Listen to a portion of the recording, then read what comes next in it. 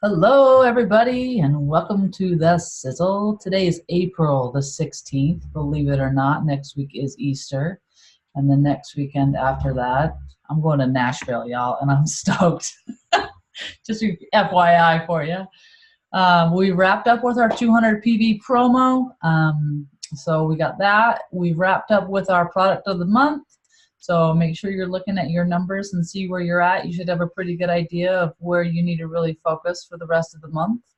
One thing to keep in mind, the Mother's Day product is sold out, but it was asked on the Diamond page for some feedback. If it was something that you'd like to see more of, yes or no, if it's something you loved. So if you have feedback about that, we would love to hear. Tonight, we are going to be hearing from Teresa, who is going to talk to us about vision. I asked her if she'd speak with us about vision and just kind of setting your intention and your purpose and mapping it out and a little mind mapping and tell us her secrets because I know she's got some. So I'm going to pass it right over to you and let you share with us. Awesome. I'm very happy to be with you all tonight. I don't do these sorts of things very often, and so I have notes. I wrote notes. So if you see me looking down a lot, it's just because I want to stay on track and not get all over the place. But this is definitely, if I'm being completely just vulnerable with you all, to say that this has been a work in progress for me as well, because it's so easy to get caught up in the day-to-day kind of stuff that you sometimes can easily lose track of vision. So this was actually an extremely helpful assignment that I was given by you to just really kind of dig in a little bit and revisit some things that I already knew, but really just kind of get just very, very clear and even just kind of introspective on figuring out how I can articulate some things that might be really supportive and helpful to you all. So one of the things that I immediately just jotted down as soon as I started making notes for this time with you all, and before I kind of tell you a little bit about my story about myself and my vision, I just wanted to open up this time by sharing with you all that when when you're speaking about vision, my heart just like totally ran to gratitude for doTERRA, particularly, especially coming off of leadership. There's no organization that has ever been so well led and served and inspired. I cannot think of a single one. doTERRA really is so different. I'm so thankful to the owners and the corporate team and all of the leaders. The greatest thing is, in my opinion, that the fire burns from who those people are, who they are, and it's trickled down to all of us. And really all there's left to do is just go live in this vision, to believe, to do, to serve, to love, and to share to the ends of the earth. So for me, this is with my faith and what I believe to be my calling, that I know I'm here for a purpose and I'm called for such a time as this. So I just wanted to say that first, because that is sort of kind of something that can hopefully, if you really just get very clear on that, that can help you as you sort through your own personal vision and couple that together. So I do want to talk a little bit about my personal journey, because I thought maybe that could be helpful and kind of help us get to know each other a little bit, maybe too. So I went to school to become a nurse because I'm passionate about serving others and caring for people, especially in their greatest times of need. So I knew from a very early age that I wanted to do something in healthcare, and nursing kind of fit that bill for really being able to be, in the trenches with people and caring for them, the bedside nursing aspect. But I had dreamed of making a lasting impact and a real difference. I saw firsthand how broken our healthcare system is. When I started nursing school and throughout nursing school, I was on a health and wellness and natural living kind of journey of my own. It had sort of just begun, and my eyes were very much opened pretty early on in my nursing career to how broken our system is and how there's no prevention. And anyway, I feel like our country has it right when it comes to emergency medicine. Like we've got that really well. But that's about all I can say that's good about our healthcare system. This is my opinion, of course. So luckily for me, I did work in the ICU, which is emergency medicine. And it was our job to keep people alive and to help them to eventually be able to get out of the ICU. But even still, there were times where my very sick patients needed better. They didn't need all the things that we were doing to them. They needed something different and something better. And I knew what that was. I really, truly had a lot of those tools already to share with others, but my hands were tied and it wasn't something that I could share with others. I found myself working long hours and trying to manage that work and life balance. And I was, at that time in my life, I was starting to have babies. I was pregnant with my second one when I got to my very last shift, where everything just radically changed. And I was met with a very inner turmoil that I couldn't anymore escape or deny. So I'll tell you a little bit about that last shift that I had when I decided I was never going to go back again. So I was taking care of a gentleman that had had a seizure, and he passed out and was brought into the ER. He was found to have a brain tumor. So that was the cause of that syncopal episode, which brought him in and caused that seizure. So they had him sedated, and we had him on a ventilator. So he was up in the ICU, and I had taken care of him for several days. So in the hospital, they try to put nurses kind of back to back on our shifts just for that continuity of care. So I was on like a run of 3 12-hour shifts. And so I had this family each time I was in, just really grew connected with them. And he was in his 60s. His oldest child was about to have his first grandson. So that was the time frame in his life. So just really awesome time of his life, where grandkids are going to start being in the picture. His grown children were all so kind and so wonderful. So anyway, I had gotten super connected to this family, and it was at night. I was on the night shift, and I was supposed to go in and give him an IV push of a medication. I had a little bit of time before I needed to go in there, so I got on our computer system where you can look at medications and just read a little bit about them. So I started digging a little bit about these medications I was supposed to go in and give him. And I started looking at the ingredients, and several of the ingredients in this injection I was supposed to send right through his veins had carcinogens, known carcinogens. Now, I was familiar with that just because of my own reading and research and figuring all that kind of stuff out. Most people don't necessarily recognize those things or know that that is what those components contained. But anyway, I just felt this inner conflict to even go through with doing that. We had that next morning woken him up, took the tube out, extubated him, and they called for him to have like a regular diet tray brought up. So just regular food so he could start eating on his own and see how his swallowing was going. Anyway, on that tray was this huge, it was just junk food. It was all junk food. It was like fried food and just junk. And then there was this huge piece of chocolate cake. And I was just so frustrated because we do know that many cancers are fed by sugar. And so it just was all of these things kind of coupled together that led me to this day where I just sobbed my whole way home and felt like I don't want to be a part of this system anymore. I want to do something different because I wanted so bad to go in there and tell them of some alternatives and talk to them about nutrition and talk to them about all sorts of things. But that wasn't my place to do that in that setting. So I cried my whole way home, partially probably because I was pregnant.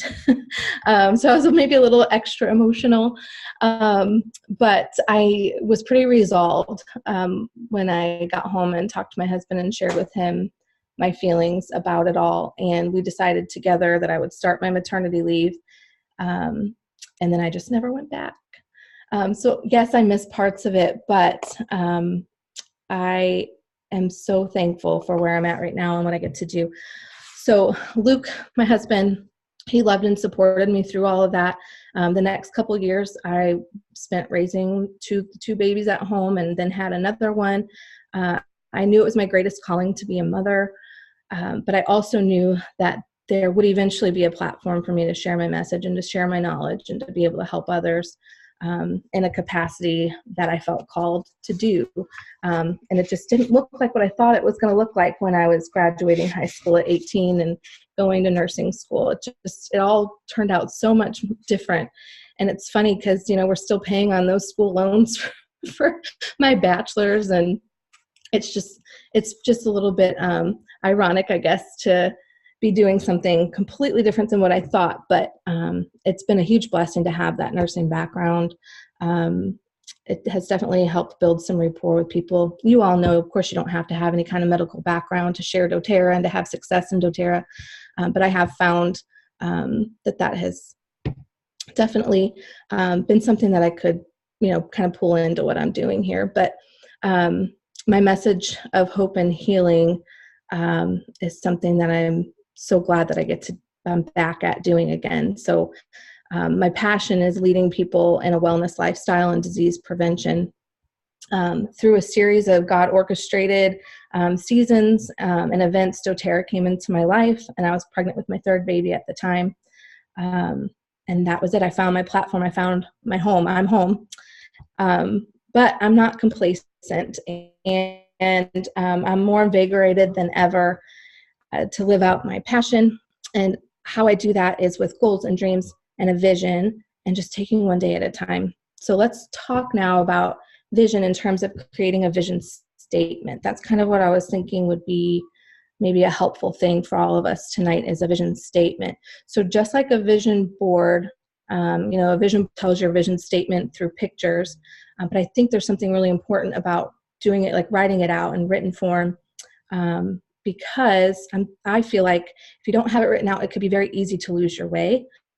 And the truth is we all grow weary, in this business. And, life gets really busy and hard at times. And who doesn't feel like sometimes they're going in circles and in the dark here and there. So I feel like vision is the answer to shut out the darkness with light, vision being your light. So something just to think about, vision statements are future tense and meant to inspire and give direction. So a vision statement serves as your North Star. That's kind of a cool way to look at that. Above all, your vision statement should be a constant reminder to you that the end goal is bigger than the everyday. And I think this message is an important message to hold on to, especially on those most difficult days. We all have them. I had read a little thing that said without a vision, the people perish. I don't know if you've ever heard that they called it a Hebrew wisdom, but it's kind of similar to that. If you don't know where you are going, you're likely to end up somewhere else. So I thought we could just get really clear together tonight. And first I wanted to give you some tools for writing your vision statement if you've never done that before, or if you're interested in revisiting that and tweaking it and rewriting it or whatever. So I'll give you some tools and ideas after I kind of tell you a few things that might help you as you sort of get started writing this down. So if you're taking notes, awesome. If you're not and you wished you were after I say all this, I would be happy to, I have this saved as a note on my phone, so I can copy and paste that later when the recording is posted. So consider your responses to the following questions to shed some light on the vision of your business and get yourself on the best track for your future. So this is just a list of these things to consider as you're sitting down and working on writing this out. So 1, what do you care about most? 2, what are you working on that is making a profound difference for you and others? What gifts and talents are you currently using? What gifts and talents are currently not being utilized that you would like to put into operation? What does creating your vision mean to you? I'm saying these all really fast, so you probably couldn't keep up with notes anyway. That's okay. I really will copy and paste these for you. Next is, where would you like to be in 3 years, 5 years, 10 years, or 20 years? What would you achieve if you were 10 times bolder? What do you want more or less of? If you had only 1 year to live, how would you want to live it? What theme consistently runs through your life? What do you want to leave for others? Those are all like kind of deep, right? Those are things that you could really spend a lot of time pondering on. And just like, I think the best thing to do with these kind of questions is just to kind of rapid fire out whatever answers first come to your mind. And then you could probably just compile all of that to really create your vision statement. I think it's important to remember too that to live without a clear image of your own vision is to live with someone else's vision. I had read that and I thought that was really great. And if at any point your vision becomes unclear, revisit some of those questions. So if you just feel like, gosh, I'm just not totally clear, like I've gotten to this crossroads, or I've met that goal, or my dreams are coming true here, and now my vision just doesn't quite suit me or fit, this is something that's going to change as time goes on and as you move forward in your business. When your big vision becomes a blur of disconnected megapixels, you may start going in a different direction or not even wanting to venture a few steps into the forest. Remember, a vision helps us to see where we're going and how to get there. We'll naturally feel more accountable for our performance if we clearly understand that we're part of something bigger than ourselves. Like, hello, doTERRA vision, right? That's so much bigger than ourselves. The doTERRA vision is to grow the best and help the most. That's like their simplest form of what their vision is. But of course, we always hear them saying an oil in every home. So these are very, very big visions that we are playing a very integral part in. We just have the absolute best example in doTERRA of vision and living in your vision. So those are all great things to help you as you put pen to paper and write your vision statement. If you feel like you're walking through your life in the dark, or that you don't have a very clear vision or direction, and you might even feel like you're going around in circles, just know that you're not alone. I kind of mentioned that at the very beginning. It's okay. Everybody's been there or will be there. It just happens. It's kind of those ebbs and flows of life. Let's see. I'm losing my place. Oh, okay. So those were all tools and things that I had shared to help you kind of put pen to paper and write that stuff down. But if you're feeling that lost in the darkness sort of feeling, I have down that might help you work through those. It's probably more things that kind of on a personal level to really get clear and have direction and purpose. One is to work to resolve old wounds. It's difficult to embrace a new vision for your life when you're hampered by old wounds that haven't been tended to. So spend some time in introspection and just think, like, are you harboring resentment? Do you need to forgive someone? Are you hanging on to a hurt that needs healing? Just be really honest about those feelings. Seek out wise counsel, and that way you can get started on that restoration process, so you can move forward. So again, this little list that I'm giving you is just all things that could sort of hinder you having a very clear vision, clear purpose, and focus for your all your dreams and goals. The next not about you. It's okay to think highly of ourselves. However, we are not the center of the universe, and we need to seek out a vision for our life that makes the world better for others. The next one is explore your passion and talents. I thought this was really cool. I read that this, I had never heard of him before. It's a Scottish Olympic runner. His name's Eric Lindell. It's apparently a famous quote, but I'd never heard it. He said, "God made me fast, and when I run, I feel his pleasure." So I believe that we were all made with God-given talents, and it's great to be thinking about like what passions and talents you have that will make you feel like Lindell when you use it. The time has come for you to give your gift to the world. Okay, guys, let's give our gifts. We got gifts. We need to give them to the world and not hold back. So 4, the next one, is spend time with people you admire. Seek out people whose lives you admire. Ask them how they got where they are and why they do what they do. You could even maybe ask for one-on-one time with them. This could be somebody that's like a mentor, but it could even just be somebody that you admire. But just be really careful not to do the comparison game, of course. We hear that often, and we've gotten some great training on that, and Rachel Hollis talked to us about that at Leadership too. No negative self-talk, and don't compare. But it's okay to admire people and to learn from them.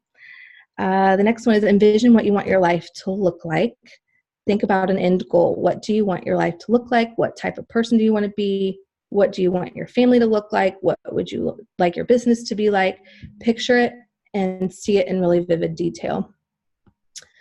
Next is don't limit yourself. Dream big. Don't allow fear or lack of confidence to shortchange your vision.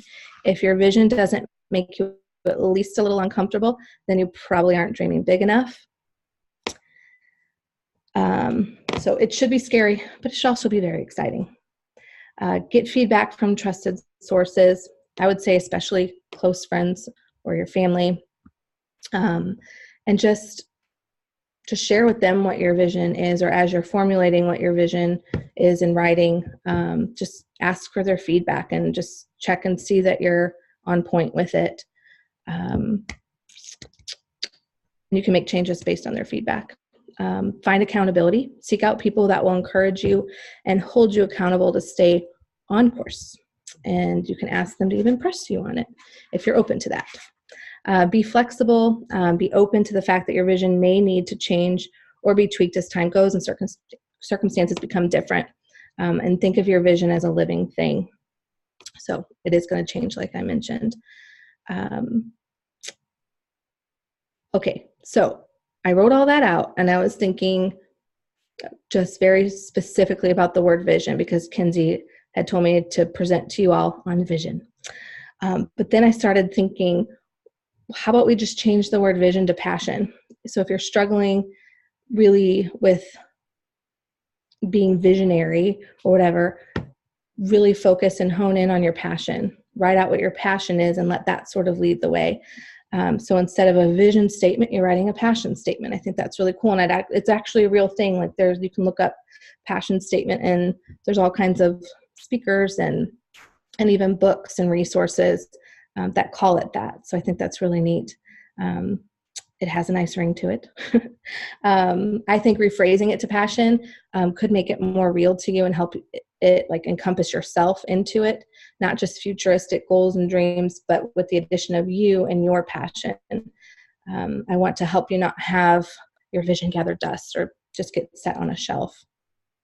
So I thought it might be helpful because this can sort of sometimes sound sort of out there, like, okay, well, yeah, Teresa, that sounds all nice and good, but you know, like what are the day-to-day things I can do? So I write my vision out, but now what? So I sat down and wrote out, I'm calling it the nitty-gritty tangibles for you to use to help you walk in your passion and achieve your dreams and goals. So these are just, this is not like a list that, there's so much more. This topic could just go on for a long, long time, and you all might have things that you feel like are like, if you hear the word vision, you would go a completely different direction than what I've done tonight. So I feel like it could just be talked about in all sorts of different ways, but I'm hopeful that really encouraging you all to write your passion statement or your vision statement down will be great. But I wanted you to walk away with some of those, like just the nitty-gritty tangibles of things that you can do, that things that I have done that I feel like are making a difference. And some of these things I haven't even started implementing until more recently. So the first one is utilizing a rank tracker sheet. You can find those all over the place. There could even be some in the files on Rockstars, I'm not sure. The one that I use is it's a free download from livenaturallytools.com. So it's just another visual to help you see the people, see where you're headed. So this is just very business focused vision. Accountability partner.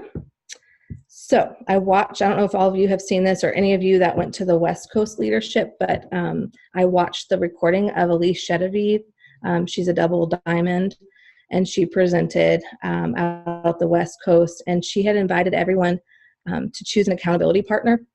And how she described it was just to simply send that person a text by 10 a.m. every morning with your list of what you're doing today. And it doesn't have to just be your doTERRA business list. It could definitely be, household things. It could be personal relationship things. It could be errands. It could be anything, including some of your doTERRA business stuff.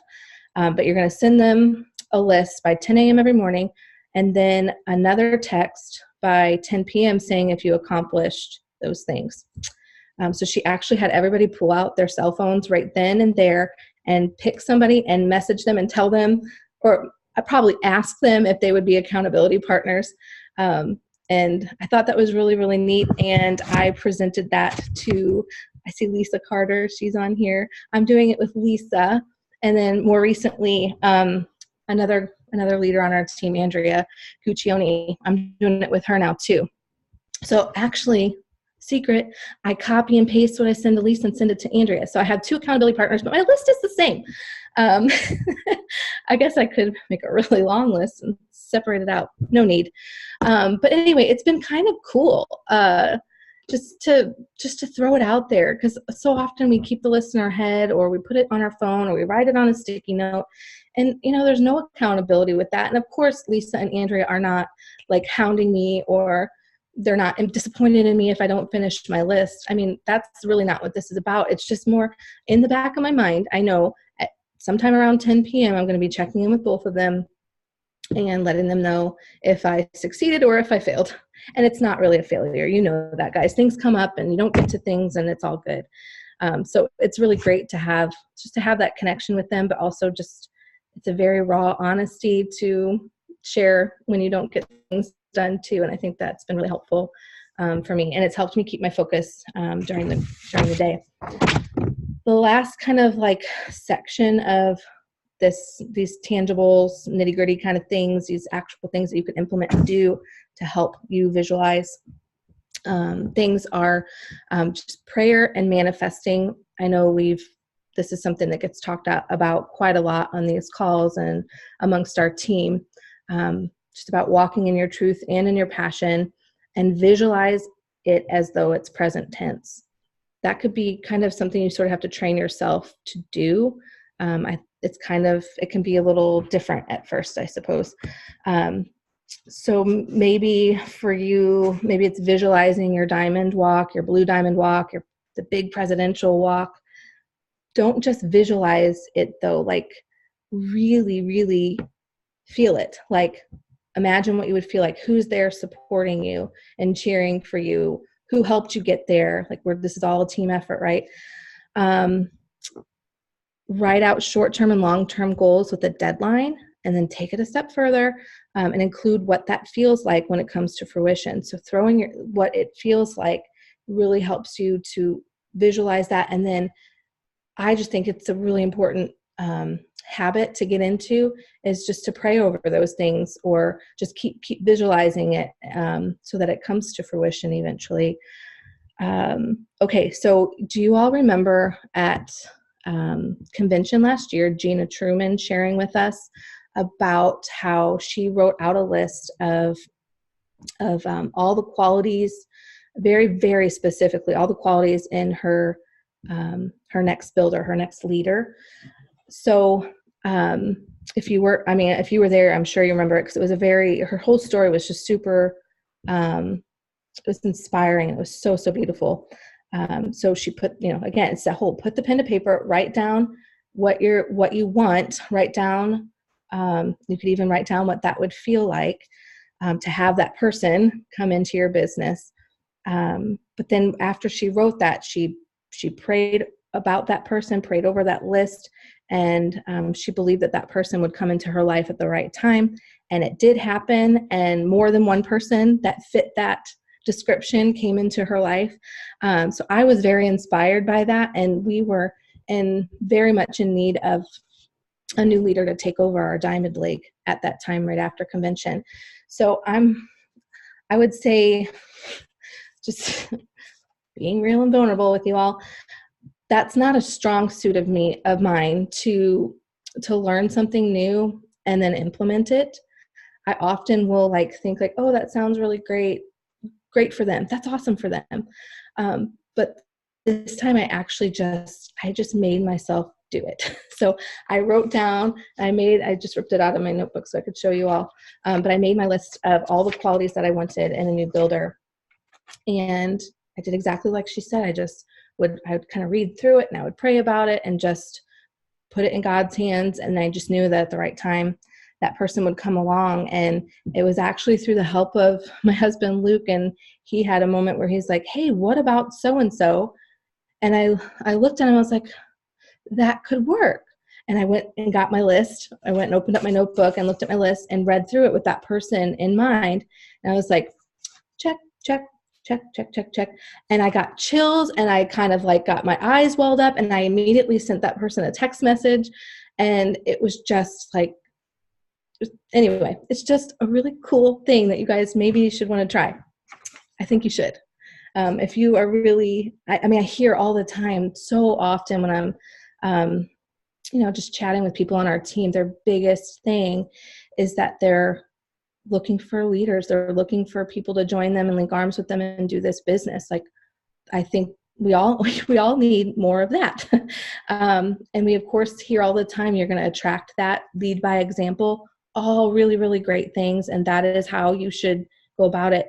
But I think that this is another really awesome visionary type tool that you can implement and just see what happens. What's it going to hurt to write that down and to get really, really clear on what you want and what you're looking for?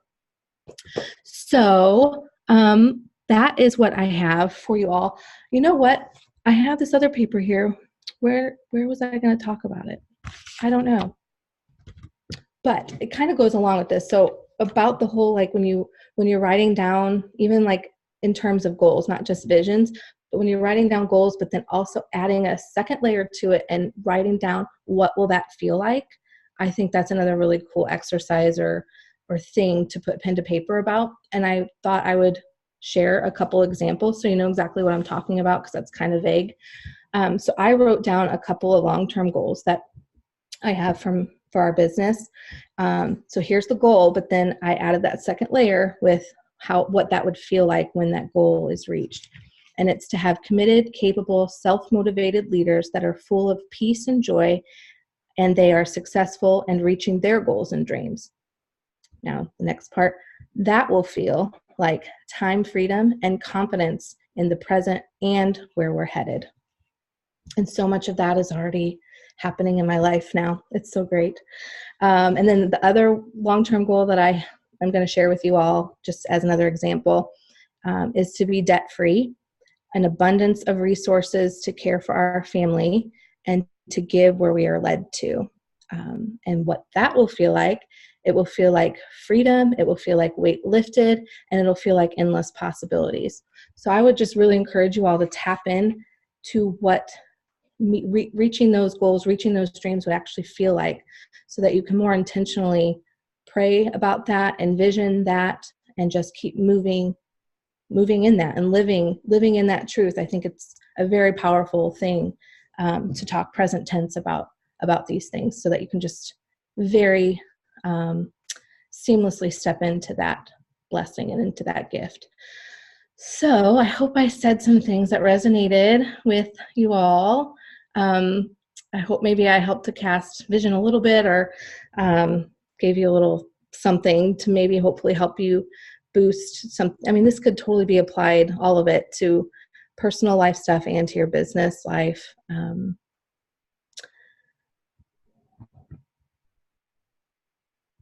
Yeah, I was just reading. I had a closing statement, but that's just a little unnecessary. You're so cool. I love you. I love how raw and real you are. Thank you so much.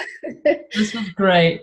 I know when I asked you if you would do this, you would be like, well, I'm not making a PowerPoint or anything, right? I'm not. I did. I got super nervous that I would need to so I don't know how to do that. I won't have any visuals. Will that be okay? But you will see me holding my papers. I love it. So as you built your doTERRA business, was vision something you always had, or is that something you had to learn to tune into? I had to learn to tune into it. That's the honest truth. I had passion. Um, I had what I believed to be God's calling on my life. Like I was very, very clear on those things, but in translating that into like the business, that was something that definitely didn't come natural to me. I didn't really know, why that mattered. Mm-hmm. um, and then, I mean, it's just the whole, like when I think back on how all this got started and how quickly things grew, it's like everything was a whirlwind for several years. And then then things slowed down, but not like in a slowed down, my business is stalling, more in a just, I can catch my breath. Like I did 2 runs of Diamond Club and the team was just growing super rapidly. Any of you that are on our team just know like what that original season when things really got started, it was just like hold on to your hat and go. So it was like kind of when things settled that then I started to understand why I would hear all the emphasis on self-development and vision boards and writing out your vision and your dreams and your goals and all that kind of stuff. I would see little things like that, but I was like, I don't have time. I got to go teach classes. I don't know. Like it just didn't make sense why that was necessary to me, but I totally get it now. Like the whole self-development, like that is a huge piece of something that you really do have to get to a point where you are spending time and having effort towards that. But yeah, in the beginning, no, none of this seemed like necessary, and it didn't seem like it would be helpful. But I I will say that I do wish that I would have implemented some of these things I shared with you guys tonight. I feel like I wish I would have implemented them sooner. I think that would have really added a lot of clarity and direction for me. Mm-hmm. Because I was so all over the place that I didn't have a very, laser focus about all of this. Yeah, cool. Does anyone have any questions they want to ask?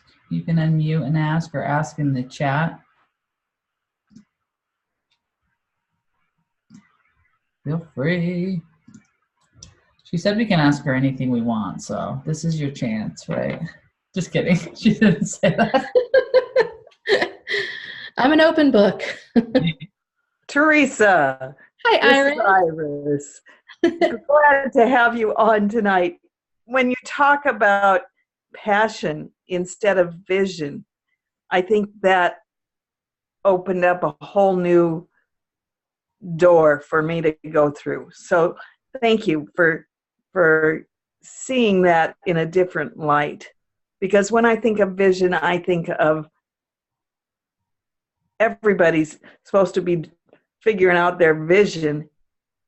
And when you turn it into passion, it brings it a lot more to my heart rather than what a wellness advocate should be doing.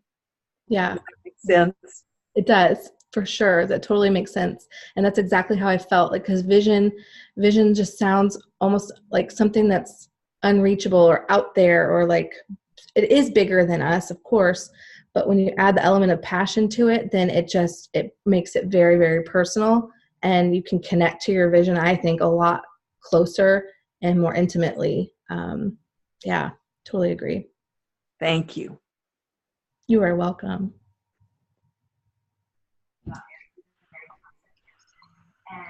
I just want to say, sorry, Crystal's in another caller. She'd be here right now, but I just want to say that we're big fans of Teresa's. Sorry, Crystal hears me talking. So we're big fans because her and Laura Sohn were so gracious to introduce us to the Spoil Yourself event and literally give us the entire format for how you do that, right? No benefit to her at all, but she just was kind enough to share that. And it's been very beneficial to us. And so, I'm just grateful for you, Teresa, and for your kindness to share that. And I just love this whole community. It's awesome. So, I greatly appreciate you being on tonight and just what you're so gracious to give to everyone else. So thank you. Oh, thank you, Neil. I remember the very first time I met Crystal in line at registration. Yeah, we were just very so like-minded and just kindred, And so, I'm very thankful. Thank you for sharing that. That's so kind. Absolutely. Thank you. I'm going to turn off the recording.